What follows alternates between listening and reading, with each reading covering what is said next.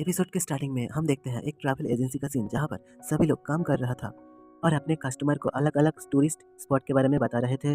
तभी हम देखते हैं एक लड़की को जो इस ट्रैवल एजेंसी का मैनेजर है और इसका नाम है कुरोकावा, जो कि हमारा मेन कैरेक्टर ओहारा के पास जाती है और कहती है इस समर टूर पैकेज के लिए होटल रिजर्वेशन कर दो। ओहारा काफ़ी धीरे से हाँ कहता है। कुरोकावा कहती है आखिरकार तुम क्या सोच रहे हो, जल्दी से कुछ रिप्लाई दो। और ओहारा डर जाता है और कहता है ठीक है मैम। और फिर उसके जाने के बाद ओहारा अपने मन में कह रहा था मैं उसे पहली बार ही जवाब दे दिया था लेकिन वो सुन नहीं पाई। मैं ये नहीं जानता कि कैसे रिस्पॉन्ड किया जाता है।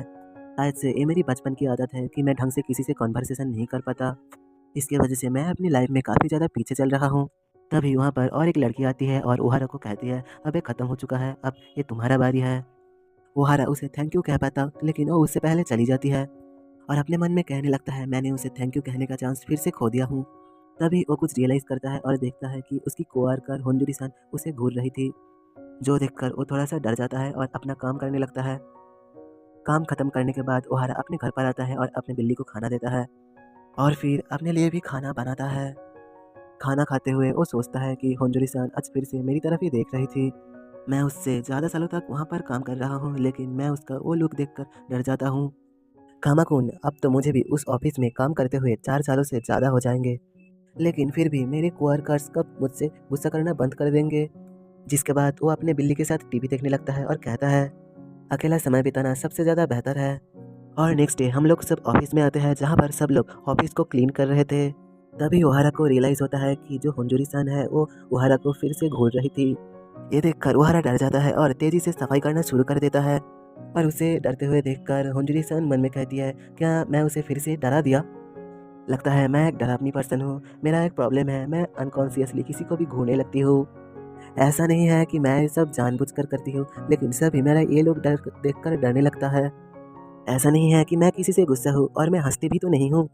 और अपने काम खत्म करने के बाद होंजुरी-सान एक बुक स्टोर में जाते हैं और एक अपने लिए मैप परचेज़ कर लेती है और इसके बाद वो घर पर आ जाती है और वही मैप देखने लगती है। देखते हैं कि उसके घर पर ऐसे काफ़ी सारे मैप्स हैं और हमें पता चलता है कि होंजुरी-सान को मैप्स देखना काफ़ी काफ़ी पसंद है। फिर वो कहती है कि मुझे नहीं पता था कि 435 का ये मैप मुझे इतना ज़्यादा मज़ा दे सकती है। और नेक्स्ट दिन सभी ऑफिस में एक मीटिंग कर रहे थे, जहाँ पर कुरुका कहती है सभी लोग सुनो, हेड ऑफिस से इंस्ट्रक्टर आया है जो हमें कुछ कहने वाला है। फिर वो इंस्ट्रक्टर कहने लगता है सभी लोग सुनो, हमारे कंपनी के जैसे और भी बहुत सारे कंपनी हैं।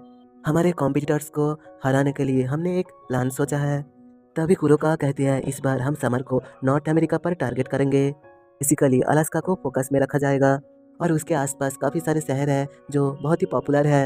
इसलिए इस ऑफिस में से किसी वर्कर को अब मैनेजर बना दिया जाएगा, जो कि अलास्का जाएगा मैनेजर बनकर।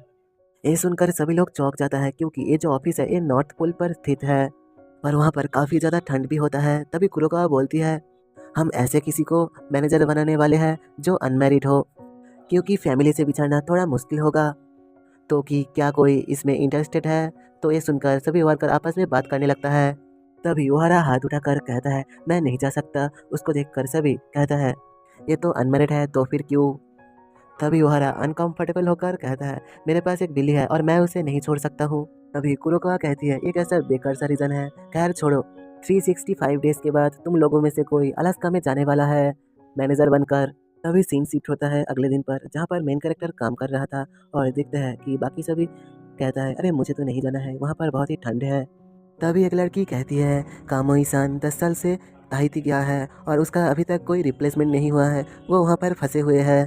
तभी वो कहती है हम मुझे पता है कि हम कैसे अलास्का जाने से बच सकते हैं, हमें सिर्फ शादी कर लेना होगा, क्योंकि वहाँ पर सिर्फ किसी सिंगल को ही भेजा जाएगा। ये सुनकर ओहारा कहता है अरे शादी तो छोड़ो, मेरा तो कोई लड़की दोस्त भी नहीं है। मैं काफ़ी बड़ी प्रॉब्लम में हूँ, बहुत बड़ी प्रॉब्लम में। अब अगले सीन में दिखाया जाता है हॉन्जोरी को, जो अपने घर पर आकर अलास्का और जापान के बीच का डिस्टेंस देख रहा था, जो कि काफ़ी ज़्यादा था और अपने मन में कह रही थी मैं जापान में ही किसी से कन्वर्सेशन नहीं कर पाती हूँ, तो फिर मैं अलास्का जाकर क्या ही करूँगी। हम देखते हैं अगले दिन वहारा अपने कैट को लेकर बाहर डॉक्टर के पास जा रहा था, लेकिन उसे तभी रास्ते में होंजुरी-सान मिल जाता है। ये देखकर वो थोड़ा-सा घबरा जाता है और अपने मन में कहता है अब हम ऑफिस में नहीं हैं, सो घबराने की कोई भी ज़रूरत नहीं है। तभी वो हिम्मत करके होंजुरी-सान को रोकता है और कहता है तुम्हारा सभी मदद के लिए बहुत ही शुक्रिया। होनजुजी सान, मैं इस कंपनी को छोड़ने वाला हूँ। होनजुजी तो ये सुनकर शॉक हो जाती है। हवारा कहता है, मैंने अभी तक कुरोकावा को नहीं बताया है, लेकिन मैं उसे जल्द ही बता दूंगा। और ये कह के वो जाने लगता है, लेकिन तभी होनजुजी सन उसे रोककर कहती है, क्या ये बिल्ली तुम्हारे लिए इतना ज़्यादा इम्पोर्टेंट है? हवारा कहता है ये बिल्कुल सही है। जब मुझे ये बिल्ली पहली बार मिला था तब ये काफ़ी ज़्यादा बुरे हालत में था, और धीरे धीरे अब ये मेरी काफ़ी ज़्यादा करीब भी आ रहा है, जिस वजह से मैं इसको और अबंडन नहीं करना चाहता। होनजुजी सन कहती है, क्या इसका देखभाल करने के लिए तुम्हारा कोई फैमिली नहीं है या फिर कोई वाइफ? वहारा घबरा कर कहता है, नहीं नहीं, मेरा कोई फैमिली नहीं है और मेरा कोई वाइफ भी नहीं है। मुझे माफ़ कर देना कि मैं इतना ज़्यादा अनसोशल हूँ। होनजुजी सन तभी उसको अचानक से रोकती है और कहती है, क्या तुम्हें पता है कि गर्मियों में अलास्का में कितने तापमान होता है? 18 डिग्री, जो काफ़ी ज़्यादा कम होती है। फिर वो ये कहते हुए बहुत ही ज़्यादा घबरा रही थी। फिर कहती है, मैं तुम्हें सिर्फ ये कहना चाहती हूँ, चलो शादी कर लेते हैं। ये सुनकर तो ओहारा काफ़ी ज़्यादा शौक हो जाता है। उसे तो बिलीव ही नहीं हो रहा था, और उसे शौक देखकर होनजुजी सन कहती है, शायद मैंने उसे अचानक से कुछ वाइल्ड चीज़ें कह दिया। ओहारा पूछता है, आखिरकार शादी, इसका मतलब क्या है? होनजुजी सन कहती है, ये असली शादी नहीं, हम जस्ट प्रिटेंड करेंगे, क्योंकि मैं अलास्का नहीं जाना चाहती हूँ, और उस ऑफर को मना करने के लिए मेरे पास कोई कारण भी नहीं है। और मेरा जैसा हाल ठीक तुम्हारा ऐसा ही हाल है। और अगर हमने शादी कर लिया तो फिर हमें अलास्का नहीं जाना होगा, क्योंकि कुरोकावा सिर्फ सिंगल लोगों के अंदर ही किसी को मैनेजर रखेगा। ये सब सुनकर ओहारा और भी ज़्यादा कॉन्फ्यूज हो जाता है और अपने मन में कहता है, शादी का नाटक करना पड़ेगा, लेकिन मैं होनजुजी सान से तो बहुत ही ज़्यादा कम बात करता हूँ। वहीं पर होनजुजी अपने मन में सोचती है, मैं बहुत ज़्यादा आगे निकल चुकी हूँ और मैं अभी पीछे नहीं हट सकती हूँ। ओहारा कहता है कि क्या तुम्हें लगती है कि ये शादी वाला नाटक काम भी करेगा? होनजुजी कहती है, ये नाटक ज़रूर काम करेगी, क्योंकि मैं बहुत ही कॉन्फिडेंट हूँ। ऑफिस में हम दोनों बहुत ही चुपचाप रहते हैं, ज़्यादा अटेंशन भी ग्रैब नहीं करते हैं, जिस वजह से अगर हमने ये सभी को बता दिया तो कोई भी हलचल नहीं मचेगा।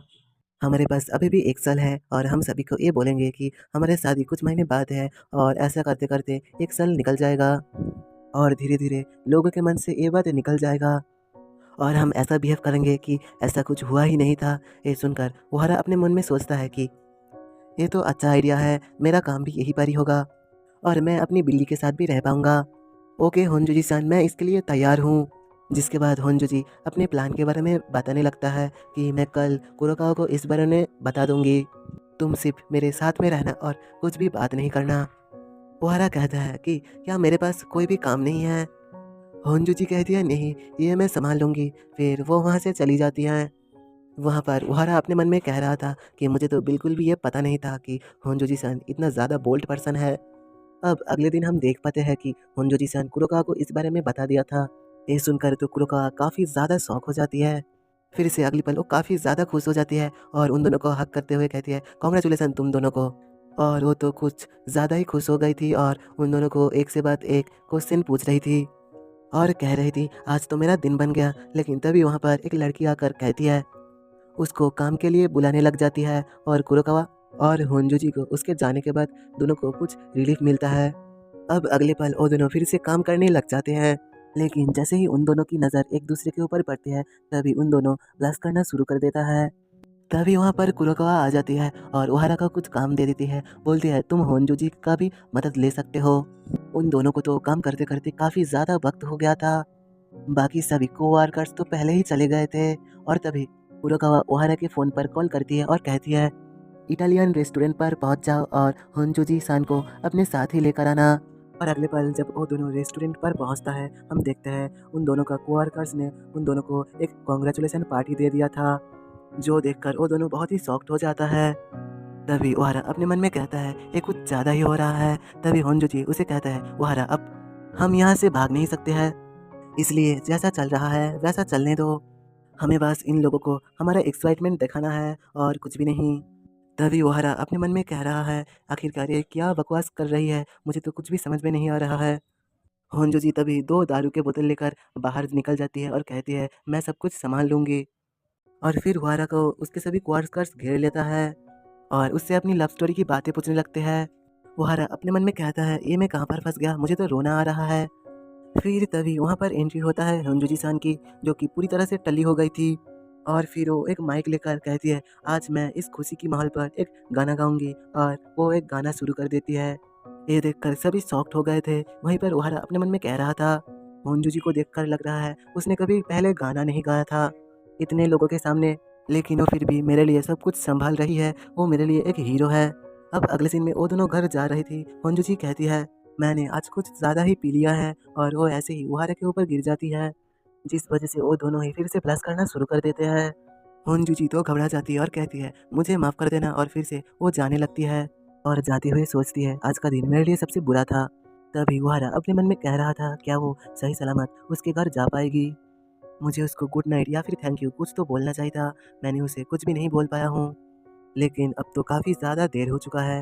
वो जिस वक्त गाना गा रही थी, तभी मुझे उसके साथ गाना गाकर कंपनी देना चाहिए था, लेकिन मैं ऐसा नहीं कर पाया। मैं काफ़ी ज़्यादा पैथेटिक हूँ। अब अगले सीन में होंजो जी अकेले घूमने के लिए आई थी।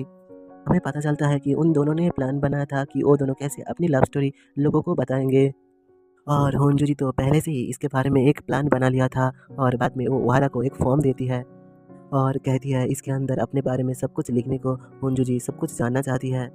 और अभी होंजू जी पार्क में आई थी और अपने डेट के नाटक के लिए कुछ फ़ोटो भी खींचने लगती है, और एक रेस्टोरेंट में आकर वो उस फॉर्म को देखने लगती है जिसमें ओहारा सब कुछ लिखा था। और हमें पता चलता है कि ओहारा 24 साल का है और होंजूरी से 2 साल छोटा है। फिर वो ओहारा को वहाँ पर इमेजिन करने लगती है, लेकिन वो तो कुछ और ही इमेजिन कर लेती है। ये देखकर वो थोड़ा सा शॉक हो जाती है और सोचती है, मुझे तो उसका चेहरा भी याद नहीं है। सोचती है कि क्या मैं इतना ज़्यादा हार्टलेस हूँ, लोगों के प्रति तो मेरा कोई इंटरेस्ट ही नहीं है, मैं एक इमेजिनरी डेट बनाना चाहती थी, लेकिन। और ऐसे ही वो अपनी इमेजिनरी ओहारा को लेकर डेट पर जाती है और एक पिकी को जीतती है गेम पर। लेकिन वो अभी भी काफ़ी ज़्यादा उदास थी, क्योंकि लोगों के साथ बात करना, कम्युनिकेट करना, वो ये सब नहीं जानती थी। फिर वो सोचती है, मैं हमेशा से ही ऐसी ही हूँ, मैं सबके लिए प्रॉब्लम खड़ी कर देती हूँ। तभी देखते हैं पीछे से ओहारा आ जाता है, और ये देखकर ओंजू जी थोड़ा सा शॉक हो गई थी। ओहारा तभी हिम्मत करके कहता है, मुझे भी इस स्टोरी को बनाने के लिए मदद करने दो। तभी देखते हैं अगले दिन वो दोनों एक व्हील पर होते हैं और दोनों ही ब्लश कर रहे थे। ओहारा अपने मन में कह रहा था कि होंजू जी सान का दिमाग में काफ़ी सारे आइडिया है। तभी होंजू जी अपने सभी फोटोज़ और क्या क्या प्लान बनाया है सभी कुछ ओहारा को बताने लगती है, और फिर 2 रिंग्स निकालती है, और ये देखकर ओहारा काफ़ी ज़्यादा शॉक हो गया था। होंजू जी कहती है, ये ज़्यादा एक्सपेंसिव नहीं है, तो फिर अगर हम ये रिंग पहनते हैं तो किसी को भी शक नहीं होगा। ओहारा तो काफ़ी ज़्यादा घबरा रहा था और मन में कह रहा था कि अगर हमने इस रिंग को पहन लिया तो हम लोगों के बीच सच में शादी हो जाएगा। लेकिन होंजू जी को तो ज़्यादा फ़र्क नहीं पड़ता, वो एक रिंग निकल कर पहन लेती है और कहती है, तुम भी एक पहन लो। तभी ओहारा सोचता है, होंजू जी सान तो कभी भी हेजिटेट नहीं करती है। तभी होंजू जी कहती है, ओहारा मुझे तुमसे एक फेवर चाहिए, और कहती है, क्या तुमने सोच लिया कि तुमने प्रपोजल करने के वक्त क्या कहोगे? ओहारा तो ये सुनकर काफ़ी ज़्यादा शॉक्ड हो जाता है। होंजू जी बताती है कि स्टोरी के एंड में प्रपोजल की बात तो ज़रूर करना होगा, वरना वो लोग शक कर सकते हैं। मेरे पास एक आइडिया है कि हम लोग व्हील में चढ़े थे, और जैसे ही हमारा झूला सबके सबसे टॉप में पहुंचा था, तभी तुमने मुझको प्रपोज कर दिया था। ओहारा तभी कहता है, ये तो काफ़ी ज़्यादा रोमांटिक है।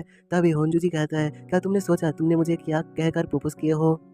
ओहारा सोचने लगता है और कहता है, मुझे अब इस बार उसकी मदद करना चाहिए। फिर वो सोचता है कि वो बोलेगा प्लीज़ मैरी मी, लेकिन सिर्फ वो ये दिमाग में ही सोच पाता है। उसकी हिम्मत नहीं हो रही थी कि होंजू जी के सामने ये बोलने का। वहीं पर होंजू जी ब्लश करते हुए सोचती है, लगता है मेरी बातों से ये कुछ ज़्यादा ही स्ट्रेस ले रहा है। वहीं पर ओहारा तो काफ़ी ज़्यादा निराश हो जाता है और कहता है, मुझे माफ़ कर देना, मेरे दिमाग में अभी भी कुछ भी आइडिया नहीं आ रहा है। होंजू जी कहती है, कोई बात नहीं, तुम मुझे बाद में भी बता सकते हो। फिर वो व्यू देखते हुए सोचती है, ओहारा आज मेरे साथ काफ़ी कुछ हुआ है, मैं अभी तक एक ऑर्डिनरी लाइफ जी रही थी, लेकिन तुम प्रपोजल के बारे में ज़रूर से सोचना, मैं तुम्हारे लिए इंतज़ार करूँगी, तुम जितना चाहे उतना टाइम लो। और हमारा एपिसोड 1 यहीं पर ही ख़त्म हो जाता है।